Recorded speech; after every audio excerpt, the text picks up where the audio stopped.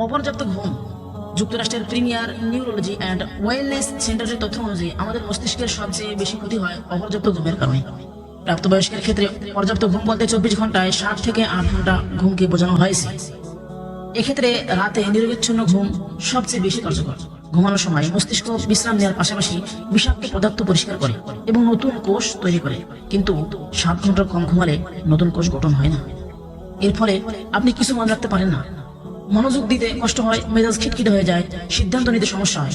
ঘুমের অভাবে ডিমেনশিয়া, অ্যালঝাইমার্সের ঝুঁকিও বেড়ে যায়। ঘুমের স্বল্পতা আপনার পরিপাক ব্যবস্থায় প্রভাব ফেলার কারণে অতিরিক্ত খাদ্য গ্রহণের অভ্যাস গড়ে উঠতে পারে। আর ভুলে গেলে চলবে না, ওবেসিটি বা স্থূলতা রোগের মূল কারণগুলোর একটি হচ্ছে অতিরিক্ত খাদ্য গ্রহণের অভ্যাস।